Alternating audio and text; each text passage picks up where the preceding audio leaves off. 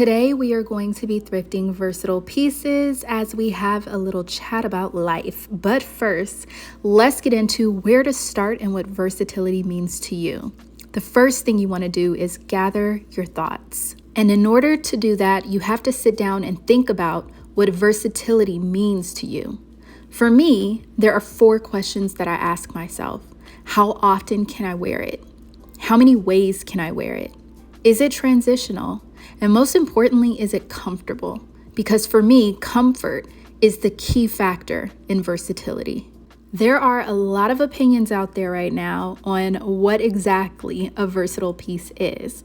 But I want you to disregard everything you've ever heard about versatility and think about your style. Because for some people, colorful pieces are very versatile, while others focus more on neutrals and simple basics.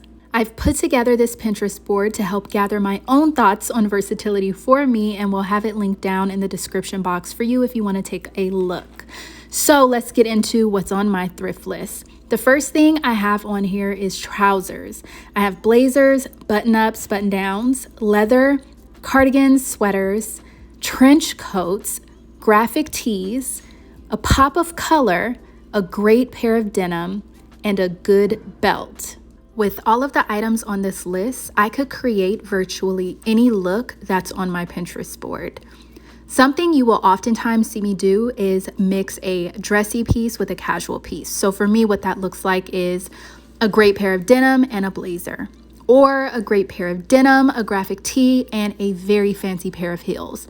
I love to throw in a trench coat during the spring and fall season, but more often times than not, you're going to find a juxtaposition in my outfit of dressy versus casual. I love to add a pop of color to neutral looks, like in this photo right here, because to me, this makes the outfit a lot more interesting to look at and more fun as well.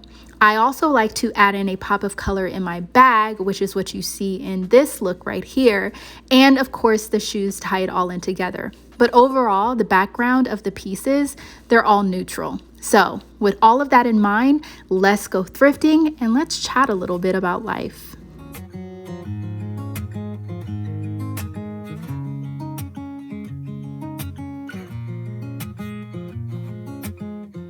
It's the most frustrating feeling in the world to feel misunderstood. You feel like you're speaking English. You even arrange and rearrange your words just to feel understood and heard. However, even with the best intentions, there's still a breakdown in communication, and inevitably a misunderstanding occurs. I am someone who chooses their words very carefully. I've always felt it's one of the most effective devices we have to convey a thought, emotion, or feeling. However, that's not really true now, is it? I remember when I was in college, I took a public speaking and communications course. One thing our professor taught us is that more than 80% of communication is nonverbal. The rest is left up to tone and word choice. Now, as someone who had always chosen their words very carefully, this was surprising to me. I prided myself on excellent communication, and yet it was very possible I had been communicating the wrong way all along. How much did I say without really saying it? And when communicating, were they listening to my verbal thoughts or nonverbal intentions? I am definitely the type to look up the definition of a word mid-argument, debate, or conversation. I don't do it to be annoying, at least not always. It's really just something I do to better understand. If after looking at the definition, it doesn't align with what either of us are trying to say, we find a different, more accurate word to use instead. After all, I can only go by what you say, right? If I can't take your words at face value, then where does that leave us? That was my thinking, at least.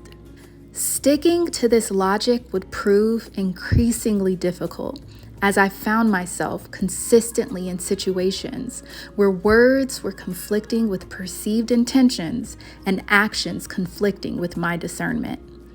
Everything was telling me something different, nothing in agreement with the other.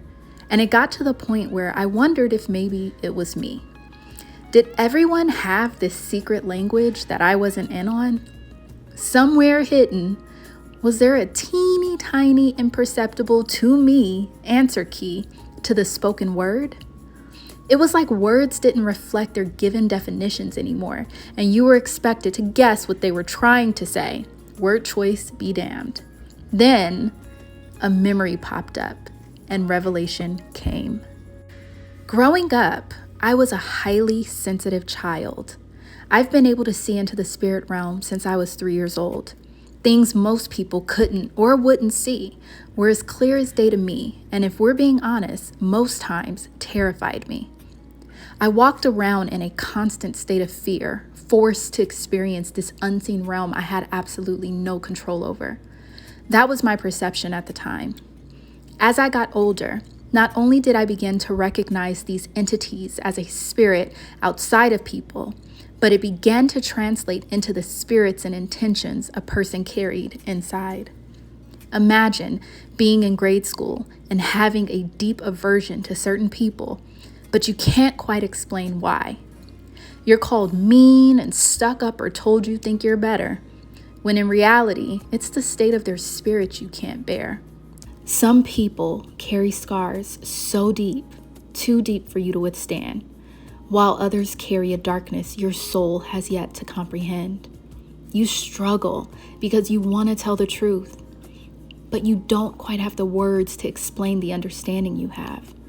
You see, we live in a world where people lie to you because they are lying to themselves. It's not that they do it on purpose, they just don't know what they're feeling yet. So imagine the gall of me to tell you you're feeling and experiencing something you have yet to admit to yourself. I wanted friends. I really did. I didn't want to constantly feel like an outsider. The weird girl who sees and knows too much. The girl who had knowledge of things she couldn't explain, much less the origins from which it came. The know-it-all. Nobody likes the know-it-all. So I learned to ignore just enough of the truth to not be alone, just enough of the darkness to see their light, and just enough of the truth to appear teachable in their eyes, the eyes of my peers. You're likable when you're teachable. So I became the perpetual student. I dimmed my light and ignored my discernment just enough to get by. It didn't matter that I already knew what they were trying to teach me or that I had insight into the unknown. I could see the joy teaching me brought them, and truly at times they were. It was nice to hear how others would solve my problems, and quite enlightening as well, especially during my vengeful phase when I didn't always use my best judgment. In high school, I would turn my discernment on and off like a light switch, running to the dark when things got too scary. But God is always in control.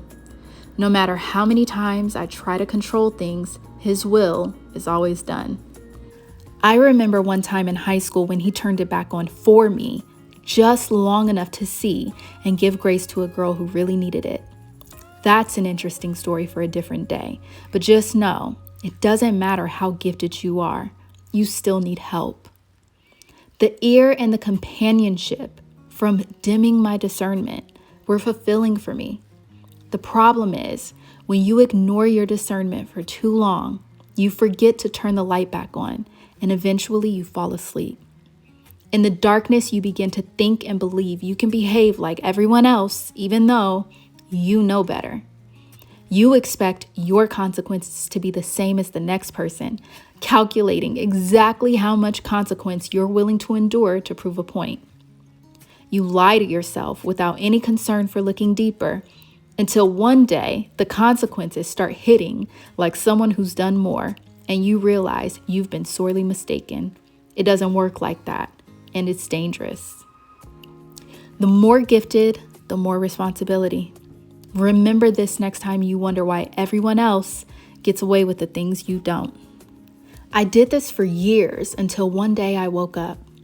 It wasn't gentle either. I was shaken awake, like a bucket of ice water thrown over my head in the deepest of sleeps, and I came back to myself. The light turned on, and in the light, my vision cleared. I looked at the fallen state of everything around me and felt like my world came crashing down. Everything I'd missed in the dark was abundantly clear by the light. This gift that used to feel like a curse brought much to my attention, and I sobered up instantly. I had years of ideas built up in my mind of the people and environment around me, their words matching my ideas of them, only to find nothing was as it seemed. My discernment was screaming at me. I was thrown back to my grade school self, feeling something I had no words to explain, and left to question what I should do about it. I'll question myself before I question you. So I said nothing and instead watched to see if I was tripping or if their actions lined up with my discernment. And it did. In some cases, it was a great thing, but in others, it was devastating. Reality is a cold reminder when you've been egregiously distracted and you have your work cut out for you. So with clean eyes and a renewed spirit, how do you explain the unexplainable? Transliteration. If you're not familiar with the term transliteration, it's the process of transferring a word from the alphabet of one language to another.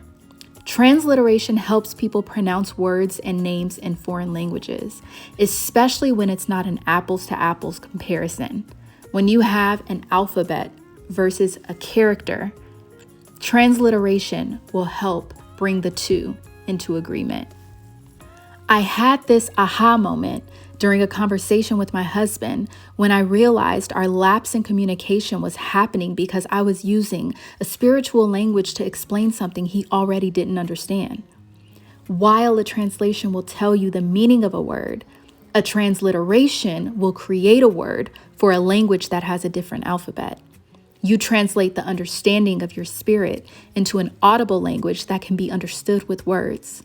The moment I had that realization, I was double-checked. I had been consistently having 5 to 8 dreams a night.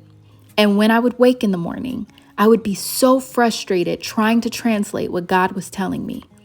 I remember an angry prayer one night where I said, or more accurately, begged, God, just speak simply. Just tell me what you want me to know and use simple words. The nerve of me.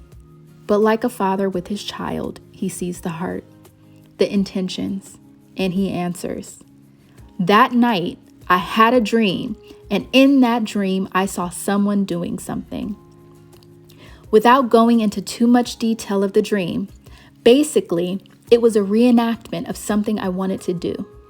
At the end of the reenactment, someone literally held up a poster board that said the word mimic. He was literally telling me to mimic what I saw. I woke up the next morning in laughter. Our Father has an interesting sense of humor, and truly, the Lord could not have spoken any more plainly than that. It was a moment of profound and instant understanding, like explaining a simple concept to a child. Our God, our Creator, so profound in wisdom and understanding, has to translate a spiritual understanding into a spoken language that we can understand. He literally communicates in experiences, videos, pictures, and stories because it's the most remedial way to get a point across. God's parables are like bedtime stories to us, and we see them in our dreams. He uses our language to speak to us, but he has to transliterate first. After this revelation, I thought back on all of the times I felt misunderstood.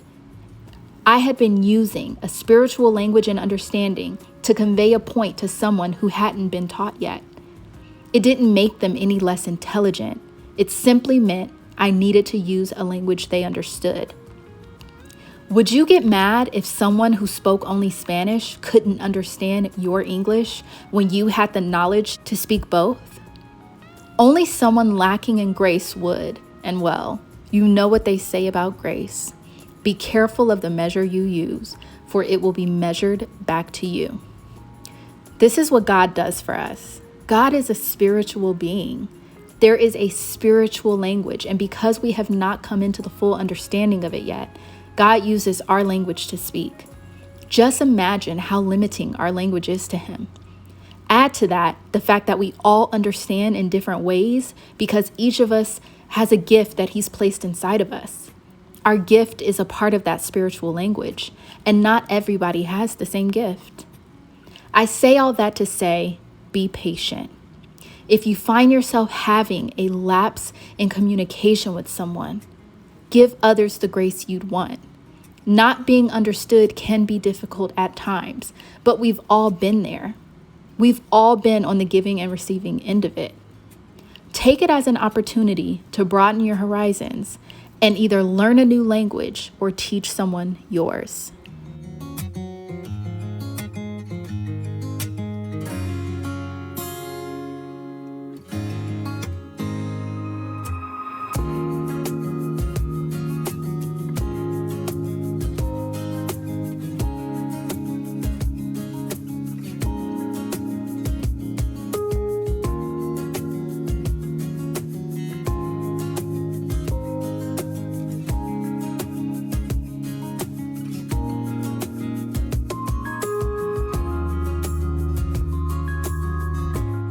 So after going through the entire store, I mean all of it, these are the items that I found. I found these Ralph Lauren like chinos, very, very nice. I did almost get these, but I didn't. And then I found these 3 button-ups or button-downs, these white shorts. And the thing about all of the pieces that I picked is they are all interchangeable and go with each other. So this very cool sweater could go over this nice button down, and you could pair it with the white shorts for like a cool summer night. I also found this cardigan, which is 100% wool with a real fur collar that was in a pop of color. These Citizens of Humanity black denim jeans that could go perfectly with this knit top. This was a fine knit made of really, really good materials. And then this other button up could actually go under this knit because the colors were very similar and it could be worn as a vest, and that can all be paired with the black denim. I also found this really cool white denim button up by the brand J. Crew, which was really nice. It had no stains on it whatsoever. And this linen shirt, which you're gonna see this one right here. If you didn't know, this is 100% linen. It goes really well with these tan trousers. I also found a really cool wool trench. This is very Saint Laurent, like it just fits so well. And then I found these suits. The pants and the blazers were all separate, but I found them and matched them together. They were both made from a heavy wool. I found another Ted Baker top, a leather bag. There was a 3-piece Givenchy suit that had a vest with it, and of course a leather jacket. Let me know down in the comments which pieces you guys think I took home, and thank you so much again for watching.